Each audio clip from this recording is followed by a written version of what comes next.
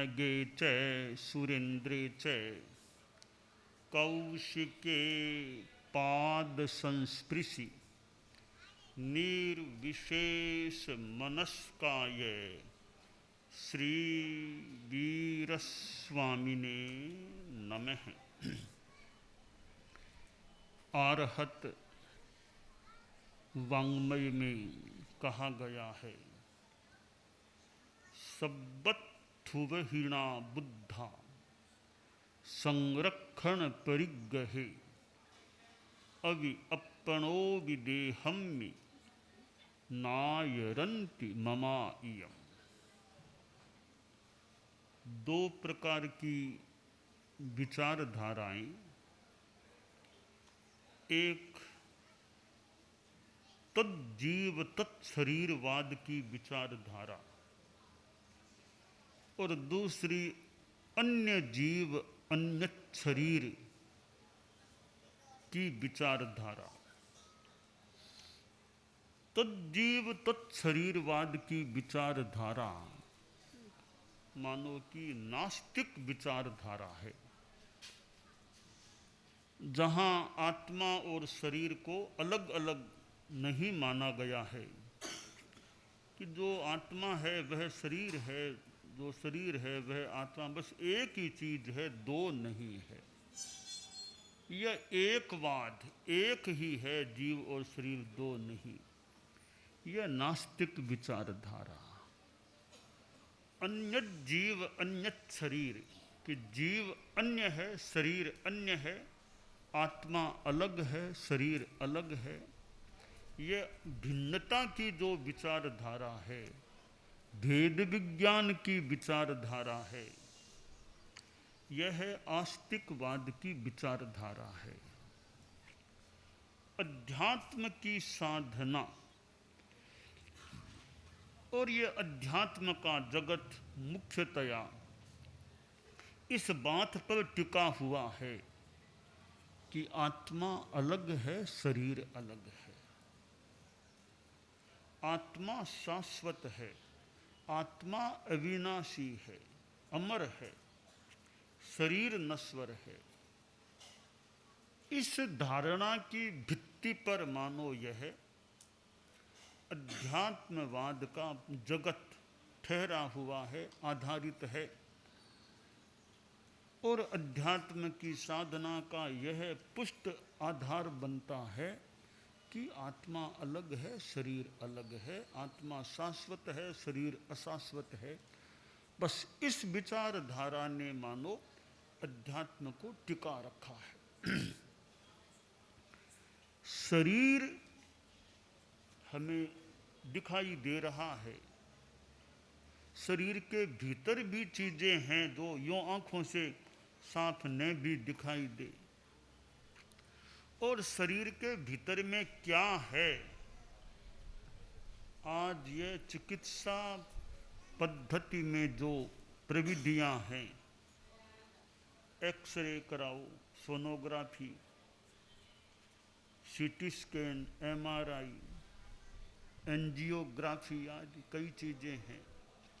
ये शरीर के भीतर में क्या घटित हो रहा है, क्या गड़बड़ है, क्या ठीक है, उसको इन यंत्रों के माध्यम से जाना जाता है। यानी हम इन आँखों से शरीर को भी पूरा नहीं देख पा रहे हैं। आत्मा तो बहुत दूर की बात है, हम शरीर को भी पूरा नहीं देख पाते हैं इन आँखों से। और शरीर में भी यह तो औदारिक शरीर है, स्थूल शरीर है। इस शरीर के सिवाय दो शरीर और हैं हमारे पास, सूक्ष्म और सूक्ष्मतर शरीर।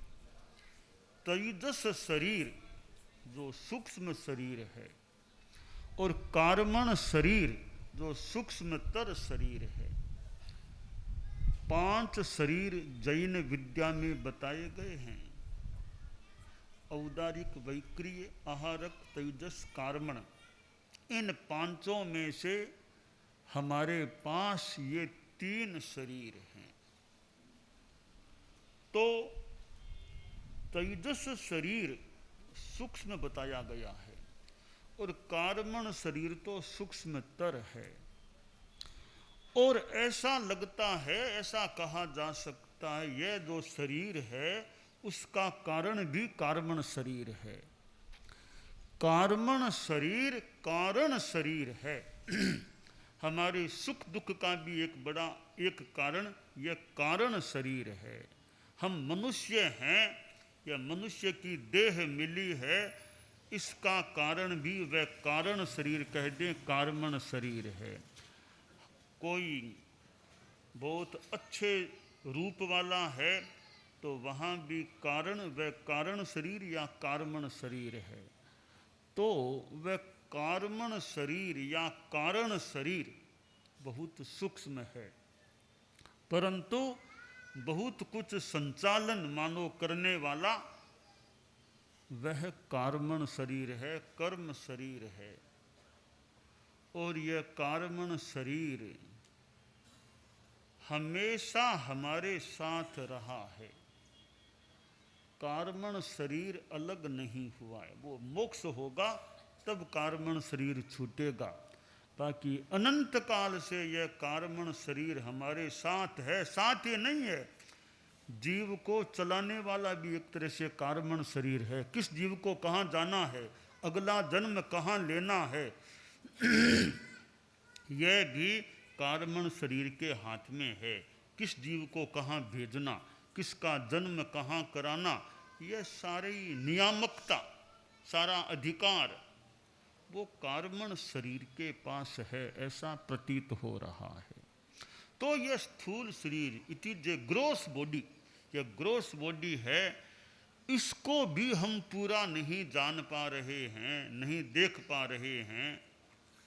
तो कार्बन शरीर को तो जानना देखना और भी आगे की बात हो सकती है। ठीक है, ग्रंथों आदि के आधार पर हम कार्बन शरीर के बारे में भी जानकारी कर सकते हैं।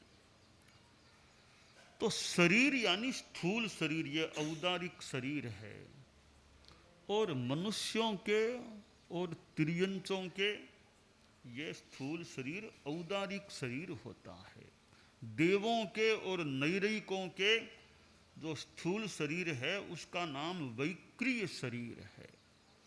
और यों मनुष्यों में भी कोई लब्धि जैसी स्थिति से वैक्रिय शरीर का भी उपयोग निर्माण हो सकता है।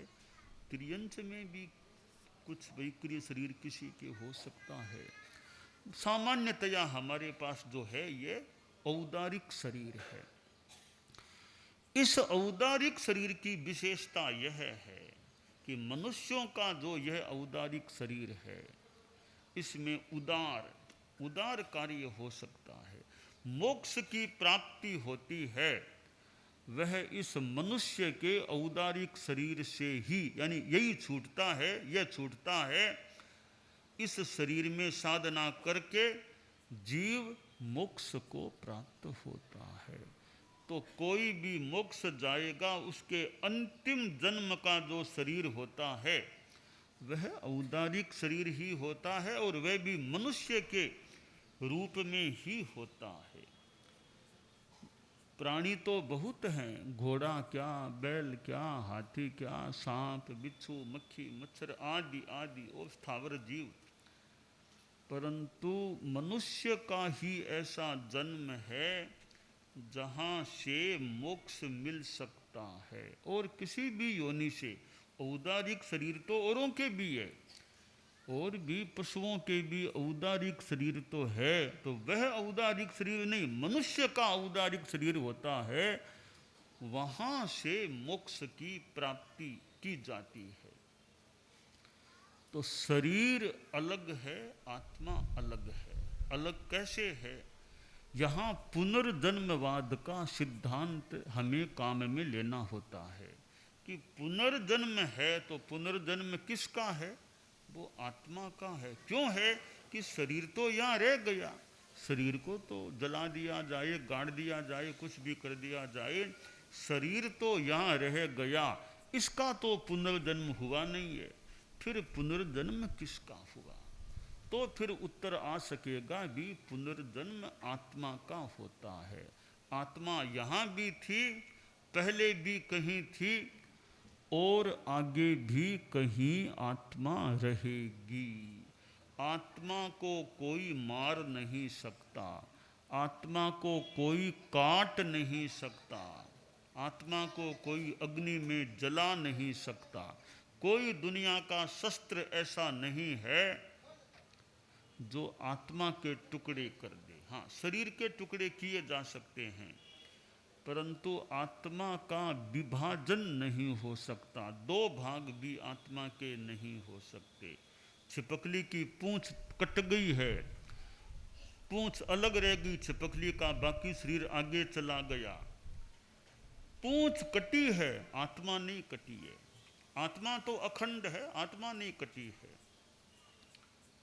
तो हो सकता है वे आत्म प्रदेश थोड़ी सी देर के लिए, वो शरीर आगे पूंछ आगे बीच में ठेठ तक आत्मा के प्रदेश हैं, फिर वो प्रदेश उधर चले जाएंगे, वो पूंछ निर्जीव हो जाएगी, ऐसा हो सकता है। तो आत्मा अखंड है, एक है, यानी हर आत्मा अपने आप में एक है, उसका खंड नहीं हो सकता।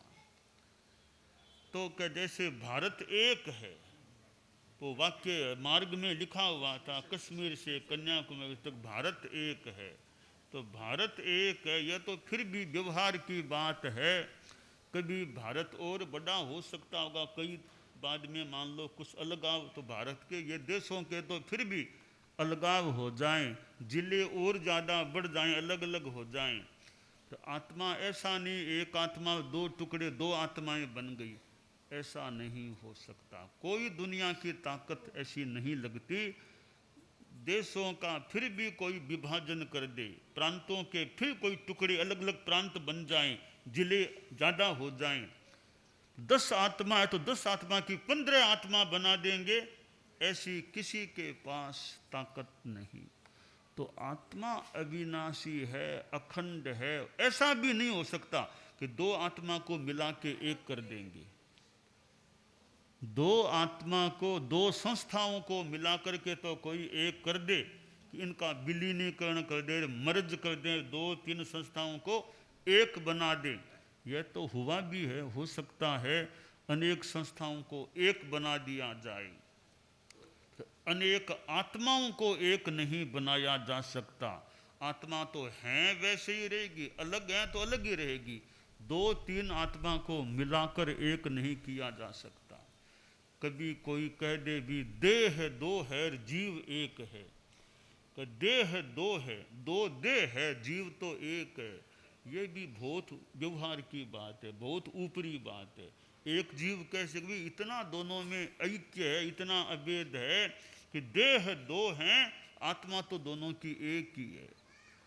आत्मा एक नहीं हो सकती। देह दो हैं तो आत्मा भी दो ही है। देह एक और आत्मा अनेक तो हो सकता है कि एक देह में अनेक आत्माएं, यह तो सिद्धांत है। साधारण शरीरी वनस्पति काय है, निगोद के जीव हैं, एक शरीर में अनंत जीव का सिद्धांत है।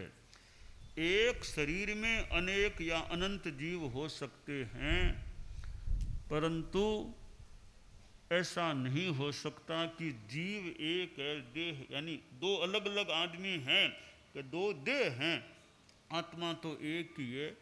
यह है बहुत ही व्यावहारिक कहने की, यानी प्रेम को दिखाने की बात है। अभेद को एक बहुत अतिशयोक्ति मान लो, कुछ भी उस रूप में दिखाने की बात हो सकती है। बाकी दो देह एक जीव हो नहीं सकता। दो आदमी है तो जीव भी दो ही हैं, एक नहीं हो सकता। तो ये कई बातें थोड़ी व्यवहार में, एक व्यवहार की एक भाषा मान लें, या प्रेम को, अभेद को थोड़ा दिखाना, पुष्ट करने की बात मान लें। वैचारिक एकता तो हो सकती है, वैचारिक एकता वो हो सकती है।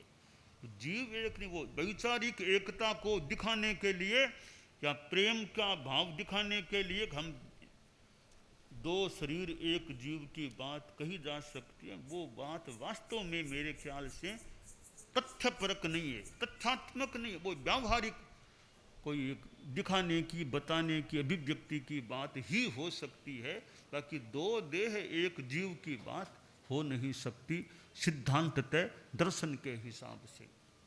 तो आत्मा अलग है, शरीर अलग है, यह सिद्धांत है, एक अध्यात्म का आधारभूत सिद्धांत है।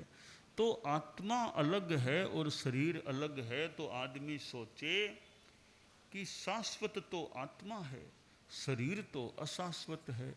मैं शाश्वत के लिए क्या कर रहा हूँ और अशाश्वत के लिए क्या करता हूँ। ठीक है, अशाश्वत के लिए भी किया जाता है, खाना पीना, नहाना धोना आदि, दवाई लेना करना, कपड़े पहनना। इस अशाश्वत के लिए, शरीर के लिए कितने काम किए जाते हैं।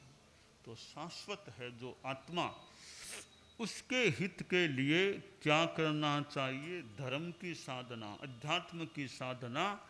वह इस शाश्वत तत्व जीव या आत्मा कह दें, उसके हित के लिए, उसके कल्याण के लिए धर्माराधना करनी चाहिए। अध्रुवाणी शरीराणि विभवो नैव शाश्वतः नित्यम सन्निहितो मृत्यु कर्तव्यो धर्म संचय है। कि शरीर अध्रुव हैं, अशाश्वत हैं। विभव धन संपत्ति वो भी शाश्वत नहीं है, और मृत्यु निकट आ रही है। तो क्या करें? धर्म संचय है, धर्म का संचय करें, धर्म का संग्रह करें, रोज धर्म करें। कि वो धर्म है वो उस शाश्वत तत्व आत्मा के लिए कल्याण करने वाला बन सकेगा। तो हम अपने जीवन में धर्म की साधना करें। साधु हैं वे तो मान लें साथ धर्म के रास्ते पर एक चलने के संकल्प वाले या चलने के उपक्रम वाले हो गए। आप लोग जो गृहस्थ हैं वे भी बहुत धर्म जीवन में कर सकते हैं। इतनी धर्म की साधना इस गृहस्थ वेश में केवल ज्ञान भी हो गया, वो इससे बड़ी बात क्या होगी। चक्रवर्ती भरत, मरुदेवा माता, उन्होंने कब, मरुदेवा माता ने ऋषभ भगवान के पास जाकर के दीक्षा ली थी क्या? उन्होंने कोई कहा करे में बनते सामायम तुमको दीक्षा दे रहा हूँ, माजी महाराज बन गए, दीक्षा दे दी। भगवान तीर्थंकर की माँ हो, दीक्षा हो गई तो बहुत बड़े माजी महाराज हो गए। गुरुदेव तुलसी की माँ ने तो दीक्षा ली थी, गुरुदेव तुलसी नहीं दी थी, बेटे ने अपने माँ को दीक्षा दी थी और उनको माजी महाराज बोलते थे। बदना जी, माँ सती बदना जी, मेरा तो देखा हुआ है, मैंने तो उनको आंखों से साध्वी के रूप में, मैं छोटा था तब उनको देखा था। तो वे तो माजी महाराज थे। कालूगणी प्रवर की माता थी, वो भी दीक्षित हो गई थी। आचार्य श्री महाप्रज्ञ जी की माता जी भी दीक्षित हो गई थी। तो गुरुदेव तुलसी ने तो खुद ने अपनी माँ को दीक्षा दी।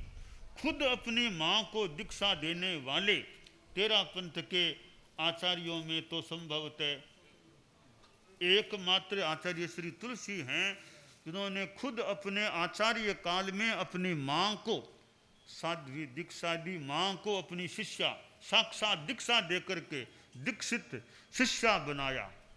तो ऐसे संभवतः तेरा पंथ के हमारे धर्म संघ के इतिहास में एकमात्र आचार्य श्री तुलसी थे। तो माँ को दीक्षा दी गई है, पर भगवान ऋषभ ने मरुदेवा माता को कोई पंडाल में या खड़ा करके कोई उनको दीक्षा दी हो, ऐसी बात नहीं। कोई दीक्षा संस्कार संपन्न नहीं, बड़ी दीक्षा की तो बात ही दूर है, मूल दीक्षा भी नहीं हुई। परंतु एक सामान्य महिला, सामान्य मतलब एक गृहस्थ के रूप में जो महिला, वे केवल ज्ञानी बन गई, सिद्धत्व को भी प्राप्त हो गई। इसका मतलब एक्सेप्शन मान लें, रेयर केस के रूप में मान लें, विरल बात मान लें, कभी कभी होने वाली बात मान लें कि गृहस्थ के वेश में भी केवल ज्ञान हो जाए और मुक्ति भी हो जाए, यहाँ से आत्मा मोक्ष में चली जाए। हालांकि दीक्षा तो गृहस्थ वेश में फिर भी वो भी रेयर केस जो ही है कि गृहस्थ वेश में ही दीक्षा का पाठ बोल के दीक्षा, आभूषण पहन, कपड़े पहने हुए गृहस्थ के हैं, उसी में दीक्षा दे दी गई। और वे साध्वी बन गई। मैंने भी ऐसे दीक्षा दी थी कि जो कोई समणी के रूप में थी उसी वेश में दीक्षा दे दी। कोई मुमुक्षु रूप मान लो, साध्वी का वेश नहीं था, केस का लुंज अपनयन भी नहीं किया गया और उसी रूप में दीक्षा, ऐसा तो मेरे भी काम पड़ा है। परंतु यह नहीं देखा कि गृहस्थ वेश में मुक्ति चली गई, ऐसा अभी तक नहीं देखा है मैंने। तो यह तो जानी हुई सुनी हुई बात मुरुदेवा माता की प्रसिद्ध है कि हाथी के होदे पर बैठे बैठे कैसे मुरुदेवा माता सिद्ध हो गई। तो गृहस्थों में इतना बड़ा लाभ कि इस गृहस्थ वेश में बिना दीक्षा लिए केवल ज्ञान भी हो जाए तो खैर सबको कोई ऐसा हो जाए, पर सामान्यतया दीक्षा लेने की प्रविधि है। दीक्षा लेकर के यूँ फिर मोक्ष में साधु साध्वियाँ जाते हैं, ऐसा सिद्धांत है। रेयर केस में लगता है गृहस्थ वेश में भी कोई मोक्ष में गृहस्थ भी उस भावों में साधुत्व आ जाए और केवल ज्ञान प्राप्त कर मोक्ष में चले जाए। तो मेरी बात का सार यह समझे, आत्मा अलग है, शरीर अलग है। आत्मा शाश्वत है, शरीर नश्वर है। हम शाश्वत आत्मा के कल्याण के लिए धर्म और अध्यात्म की साधना करें, यह काम्य है।